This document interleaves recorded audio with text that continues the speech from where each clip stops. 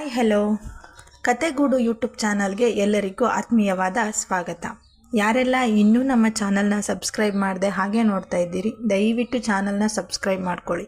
ಕತೆ ಮಾತ್ರ ಕೇಳ್ತೀರಿ, ಸಬ್ಸ್ಕ್ರೈಬ್ ಮಾತ್ರ ಮಾಡ್ಕೊಳ್ತಾ ಇಲ್ಲ.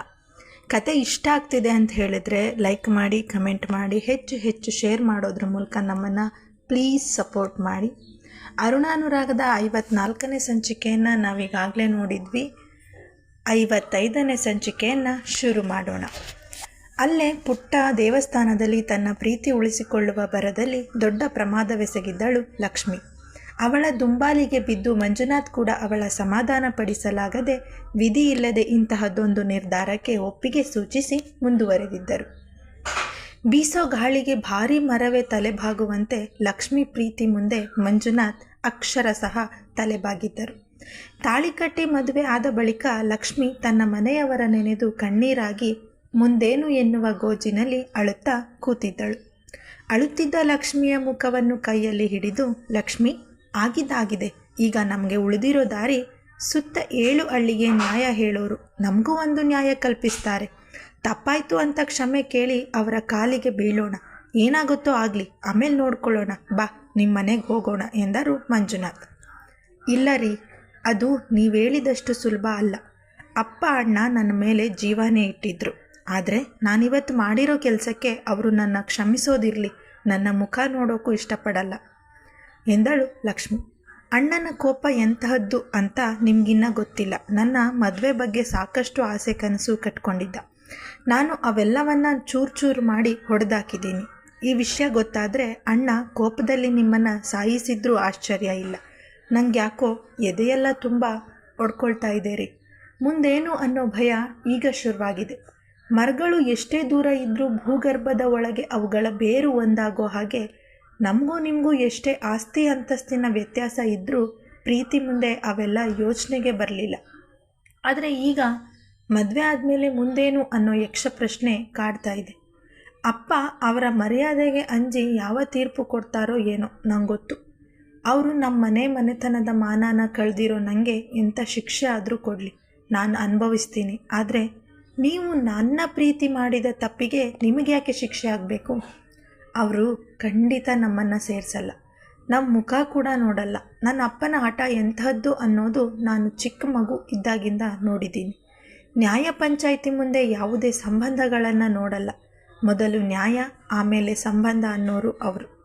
ಅದಕ್ಕೆ ನಾನು ಏನು ಹೇಳ್ತೀನಿ ಅಂದರೆ, ನಾವು ಈ ಊರೇ ಬಿಟ್ಟು ಬೇರೆ ಕಡೆ ಎಲ್ಲಾದರೂ ಹೋಗಿ ಕೂಲಿ ಮಾಡಿಕೊಂಡು ಜೀವನ ಮಾಡೋಣ ರೀ. ದಯವಿಟ್ಟು ನನ್ನ ಮಾತು ಕೇಳಿ. ನನಗೆ ನನ್ನ ಅಣ್ಣ ಅಪ್ಪನಿಗೆ ಮುಖ ತೋರಿಸೋ ಯೋಗ್ಯತೆಯೇ ಇಲ್ಲ. ಅವರ ಪ್ರೀತಿಗೆ ಸರಿಯಾದ ಮರ್ಯಾದೆನೇ ಮಾಡಿದೆ ನಾನು. ಅಪ್ಪ, ನನ್ನ ಕ್ಷಮಿಸ್ಬಿಡಿ. ಅಣ್ಣ, ಈ ನಿನ್ನ ಪಾಪಿ ತಂಗಿನ ಸಾಧ್ಯ ಆದರೆ ಕ್ಷಮಿಸಿ. ಅಳುತ್ತಾ ತಲೆ ಚೆಚ್ಚಿಕೊಳ್ಳುತ್ತಾ ಕೂತಳು ಲಕ್ಷ್ಮಿ. ನಿದ್ರೆಯಲ್ಲಿ ಕನವರಿಸುತ್ತಾ, ನಾನು ಪಾಪಿ, ನನ್ನ ನಿಮ್ಮ ಕಾಲ ಕೆಳಗೆ ಸಾಯೋದಕ್ಕೆ ಬಿಡಿ, ನೀವು ಕ್ಷಮಿಸಿದ್ದೀನಿ ಅನ್ನೋ ಒಂದು ಮಾತಿಂದ ನಾನು ನಿರಾಳವಾಗಿ ಜೀವ ಬಿಡ್ತೀನಿ. ದಯವಿಟ್ಟು ಈ ಪಾಪಿನ ನಿಮ್ಮ ಮಡಿಲಿಗೆ ಹಾಕ್ಕೊಂಡು ನನಗೆ ಪ್ರಾಣ ಬಿಡೋಕ್ಕೆ ಅವಕಾಶ ಮಾಡಿಕೊಡಿ ಅಪ್ಪ ಎಂದು ಮಾತನಾಡ್ತಿದ್ದವಳನ್ನು ಭುಜ ಹಿಡಿದು ಅಲುಗಿಸಿದರು ಮಂಜುನಾಥ್. ಲಕ್ಷ್ಮಿ, ಲಕ್ಷ್ಮಿ, ಏನಾಯ್ತಮ್ಮ? ಕಣ್ಣು ಬಿಡು, ಮಾತಾಡು, ಇಲ್ಲಿ ನೋಡು ಎಂದು ಎಚ್ಚರಿಸಿದರು ಮಂಜುನಾಥ್. ಕನಸು ಕಾಣ್ತಾ ಇದೆಯಾ? ಅಲ್ಲಿಗೆ ಹೋದ್ಮೇಲೆ ಪರಿಸ್ಥಿತಿ ಏನು ಅನ್ನೋದು ಊಹಿಸ್ಕೊಳ್ಳೋದು ಕಷ್ಟ ಆಗ್ತಿದೆ. 26 ವರ್ಷದ ಹಿಂದೆ ಊರು ಬಿಟ್ಟು ಬಂದವರು ಇವತ್ತು ಆ ಊರಿಗೆ ಹೆಜ್ಜೆ ಇಡ್ತಾ ಇದ್ದೀವಿ. ಅಲ್ಲಿ ನಮ್ಗೆ ಯಾವ ರೀತಿ ಸ್ವಾಗತ ಸಿಗುತ್ತೋ ಗೊತ್ತಿಲ್ಲ. ಊರೇ ದೇವರು ಅಂತ ಕೈ ಮುಗಿಯುತ್ತಿದ್ದ ನಿಮ್ಮ ತಂದೆಯವರಿಗೆ ದ್ರೋಹ ಮಾಡಿದ ಪಾಪ ಪ್ರಜ್ಞೆ ಇಷ್ಟು ವರ್ಷ ಕಾಡಿದೆ. ಇನ್ನು ನಿಮ್ಮ ಅಣ್ಣ, ತಂದೆಗೆ ತಕ್ಕ ಮಗ, ನಿಮ್ಮ ತಂದೆಯ ತದ್ರೂಪು, ಗುಣದಲ್ಲೂ ಅಷ್ಟೆ. ಅವರು ನಿನ್ನ ಬಗ್ಗೆ ಎಷ್ಟು ಕನಸು ಹೊತ್ತಿದ್ರು ಅನ್ನೋದು ನೀನು ಹೇಳಿದ ಮೇಲೆ ನನಗೆ ಅರಿವಾಗಿದೆ. ಎಲ್ಲರನ್ನ ಒಪ್ಪಿಸಿ ಎದುರಿಸೋ ಧೈರ್ಯನ ಆ ತಾಯಿ ಶಾಕಾಂಬರಿನೇ ಕೊಡಬೇಕು. ಲಕ್ಷ್ಮಿ, ನೀನೇನು ಗಾಬರಿ ಆಗಬೇಡ, ಎಲ್ಲ ಸರಿ ಹೋಗಿರುತ್ತೆ. ಕಾಲನೇ ಎಲ್ಲದಕ್ಕೂ ಉತ್ತರ ಕೊಟ್ಟಿರುತ್ತೆ. ಅವರಿಗೂ ನಮ್ಮ ಅವತ್ತಿನ ಪರಿಸ್ಥಿತಿ ನಿಧಾನವಾಗಿ ಅರ್ಥ ಆಗಿರುತ್ತೆ. ಖಂಡಿತ ಅವರು ನಿನ್ನ ಮತ್ತೆ ಮನೆ ಸೇರಿಸ್ತಾರೆ. ನಿನ್ನ ಆಸೆಯಂತೆ ನಿಮ್ಮ ಅಣ್ಣನ ಕೈ ತುತ್ತು ಸಿಗುತ್ತೆ. ಹಾಗೆ ಅವರ ಸ್ವತ್ತು, ಅವರ ಮನೆ ಸೇರಿಸೋ ನಿನ್ನ ಆಸೆ ಕೂಡ ನೆರವೇರುತ್ತೆ. ಹಾಗಂತೀರ ರೀ? ನೀವು ಹೇಳಿದ ಹಾಗೆ ಆದರೆ ಸಾಕು. ಜೀವನದಲ್ಲಿ ಇನ್ನೇನೂ ಬೇಡ, ನೆಮ್ಮದಿಯಾಗಿ ಕಣ್ಣು ಮುಚ್ಬೋದು ನೋಡಿ. ಆಸೆಗೆ ಮಿತಿ ಇಲ್ಲ ಅಂತಾರೆ, ಆದರೆ ನನ್ನ ಪುಟ್ಟ ಆಸೆ ಆ ಮಿತಿಗೂ ಮೀರಿದ್ದು. ಎಲ್ಲ ದೇವಿ ಇಚ್ಛೆಯಂತೆ ನಡೆದರೆ ಸಾಕು ಎಂದು ಮನದಲ್ಲಿ ತಾಯಿಯ ನೆನೆದು ಕಣ್ಣಲ್ಲಿ ನೀರು ಜಿನುಗಿಸಿದರು ಲಕ್ಷ್ಮಿ. ಅಮ್ಮ, ನೀವು ಹೇಳಿದ ಊರು ಬಂತು ನೋಡಿ ಎಂದು ಡ್ರೈವರ್ ಸಿದ್ದಾಪುರ ಎಂಬ ಊರ ಕಡೆ ತೋರಿಸಿದ. ತನ್ನ ತವರಿಗೆ ಬಂದಂಥ ಖುಷಿ ಒಂದು ಕಡೆ ಆದರೆ ಮೊದಲಿನ ಖುಷಿ ಸಂಭ್ರಮ ಊರಲ್ಲಿ ಇರಲೇ ಇಲ್ಲ. ನೀರಸವಾಗಿ ತಮ್ಮ ತಮ್ಮ ಕೆಲಸದಲ್ಲಿ ತೊಡಗಿಕೊಂಡಿದ್ದ ಜನ, ಎಲ್ಲ ಹೊಸ ಮುಖಗಳು, ತಾನು ನೋಡಿದ ತನಗೆ ಪರಿಚಯ ಇರುವವರು ಯಾರಾದರೂ ಕಾಣಸಿಗುತ್ತಾರೆ ಎನ್ನುವ ಆಶಯದಿಂದ ಕಾರಿನ ಗ್ಲಾಸ್ ಇಳಿಸಿ ಹೊರಗೆ ನೋಡುತ್ತಾ ಕೂತಳು ಲಕ್ಷ್ಮಿ.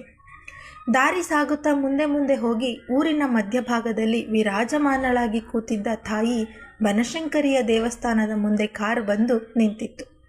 ಕಾರಿನಿಂದ ಇಳಿದು ಮೆಲ್ಲ ಮೆಲ್ಲನೆ ಒಂದೊಂದೇ ಹೆಜ್ಜೆ ಇಡುತ್ತಾ ದೇವಸ್ಥಾನದ ಸಮೀಪ ಬಂದವಳಿಗೆ ದೇವಸ್ಥಾನದ ಸ್ಥಿತಿ ಕಂಡು ಮನದಲ್ಲೇ ನಡುಗಿದಳು.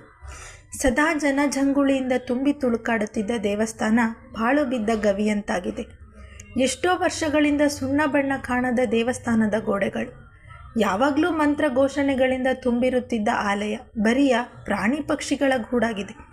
ಮಿರಿಮಿರಿ ಮಿಂಚುತ್ತಾ ಸುತ್ತ ಹಳ್ಳಿಗಳಿಗೆ ಮುಕ್ಕುಟದಂತೆ ಇದ್ದ ಗೋಪುರ ಕಲಶ ಇಂದು ಕಳೆಗುಂದಿವೆ. ದೇವಸ್ಥಾನದ ಸ್ಥಿತಿ ನೋಡಿ ಅರೆಕ್ಷಣ ಮಾತೆ ಬಾರದೆ ಘರ ಬಡಿದವಳಂತೆ ನಿಂತು ಬಿಟ್ಟಳು ಲಕ್ಷ್ಮಿ. ಮಂಜುನಾಥ್ ಅವರಿಗೂ ತಾನು 26 ವರ್ಷಗಳ ಹಿಂದೆ ಮದುವೆಯಾದ ದೇವಸ್ಥಾನ ಇದೇನಾ, ಅಥವಾ ದಾರಿ ತಪ್ಪಿ ಎಲ್ಲಿಗಾದರೂ ಪಾಳು ಬಿದ್ದಿರೋ ದೇವಸ್ಥಾನದ ಹತ್ತಿರ ಬಂದಿದ್ದೀವ ಏನೂ ಗೊತ್ತಾಗದೆ ಗೊಂದಲಕ್ಕೆ ಒಳಗಾದರು ಮಂಜುನಾಥ್. ಲಕ್ಷ್ಮಿ ತಾನು ಪೂಜಿಸಿ ಆಡಿ ಬೆಳೆದ ಜಾಗದ ಪರಿಸ್ಥಿತಿ ಕಂಡು ನಿಬ್ಬೆರಗಾಗಿ ಕುಸಿದು ಕುಂತಳು. ಅವಳ ಸಮಾಧಾನ ಮಾಡಿ ಅಲ್ಲೇ ದೇವಸ್ಥಾನದ ಕಟ್ಟೆ ಮೇಲೆ ಕೂರಿಸಿ ಯಾರನ್ನಾದರೂ ವಿಚಾರಿಸೋಣ ಎಂದು ನೋಡುತ್ತಾ ನಿಂತರು.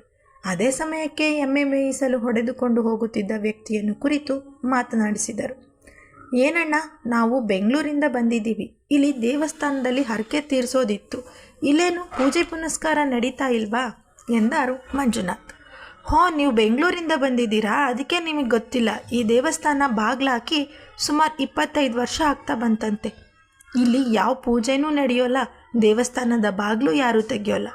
ಹೌದಾ, ಇದೇನು ವಿಚಿತ್ರ. ನಾವು ಮದುವೆ ಆದಾಗ ಚೆನ್ನಾಗಿದ್ದ ದೇವಸ್ಥಾನ ಹೀಗಾಗೋಕ್ಕೆ ಕಾರಣ ಏನಿರ್ಬೋದು ಎಂದು ಮತ್ತೆ ಪ್ರಶ್ನೆ ಮಾಡಿದರು ಮಂಜುನಾಥ್. ಅದು ಯಾಕೆ, ನಾವಿಲ್ಲಿ ಮುಂಚೆ ಬಂದಿದ್ವಿ, ಒಂದು 26 ವರ್ಷದಿಂದ ಹಾಗೆಲ್ಲ ತುಂಬ ಚೆನ್ನಾಗಿತ್ತು ದೇವಸ್ಥಾನ. ಅದಾದಮೇಲೆ ಏನಾಯಿತು, ಯಾಕೆ ಬಾಗ್ಲಾಕಿದ್ರು, ಏನು ವಿಷಯ ಎಂದರು. ಅದೇನೋ ನನಗೂ ಗೊತ್ತಿಲ್ಲ ಸ್ವಾಮಿ. ನಾನು ಈ ಊರಿಗೆ ಬಂದು ಬರೀ 10 ವರ್ಷ ಆಯ್ತು ಅಷ್ಟೆ. ನನಗೇನು ಸರಿಯಾಗಿ ಗೊತ್ತಿಲ್ಲ. ನೀವೊಂದು ಕೆಲಸ ಮಾಡಿ, ಅಗೋ ಅಲ್ಲಿ ದೂರದಲ್ಲಿ ಒಂದು ಚಿಕ್ಕ ಮನೆ ಕಾಣಿಸ್ತಿದೆ ಅಲ್ವಾ, ಅಲ್ಲಿ ಒಬ್ಬ ಮುದುಕಪ್ಪ ಇದ್ದಾನೆ. ಅವನು ಈ ಊರಿನ ಹಳೆ ತಲೆ, ಅವನಿಗೆಲ್ಲ ಗೊತ್ತಿರುತ್ತೆ.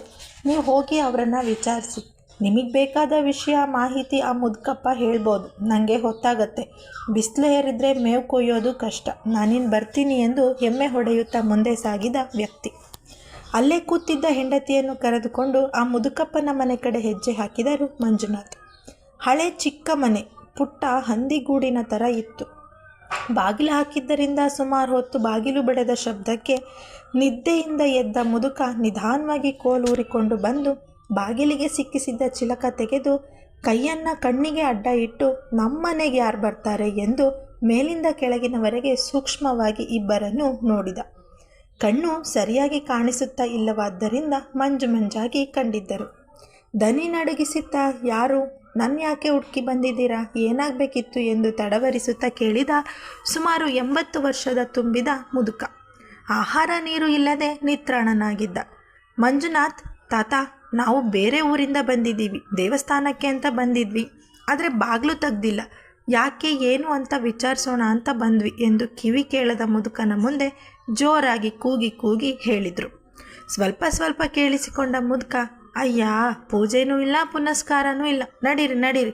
ಅವಳು ಆ ತಾಯಿಗೆ ಪೂಜೆ ಮಾಡಿಸ್ಕೊಳ್ಳೋಕ್ಕೆ ಮನಸ್ಸಿಲ್ಲ ಅನಿಸುತ್ತೆ. ಯಾವ ಪೂಜೆ ಮೊದಲಿತ್ತು, ವಾರಗಟ್ಟಲೆ ಉತ್ಸವ, ಜಾತ್ರೆ, ಹಬ್ಬ ನೋಡೋಕ್ಕೆ ಕಣ್ಣು ಸಾಲ್ತಾ ಇರಲಿಲ್ಲ. ಈಗ ಎಲ್ಲ ಹಾಳು ಬಿದ್ದು ಹೋಗಿದೆ. ನಡೀರಿ, ಪೂಜೆ ಅಂತೆ ಪೂಜೆ, ಹೊಟ್ಟೆಗೆ ಗಂಜಿ ಬಿದ್ದರೆ ಸಾಕಾಗಿದೆ, ನೀವು ಬೇರೆ ಎಂದು ಸಿಡುಕುತ್ತಾ ಅಲ್ಲೇ ಇದ್ದ ಗೋಣಿ ತಾಟಿನ ಮೇಲೆ ಕೂತರು ಅಜ್ಜ, ಮನದ ಸಿಟ್ಟು ಹೊರ ಹಾಕುತ್ತ. ಮಂಜುನಾಥ್ ಅವರ ಹಸಿವನ್ನು ಗ್ರಹಿಸಿ ತಾವು ಪೂಜೆಗೆ ತಂದಿದ್ದ ಹಣ್ಣುಗಳನ್ನು ಮುದುಕನಿಗೆ ಕೊಟ್ಟು ತಿನ್ನಿ ಎಂದರು.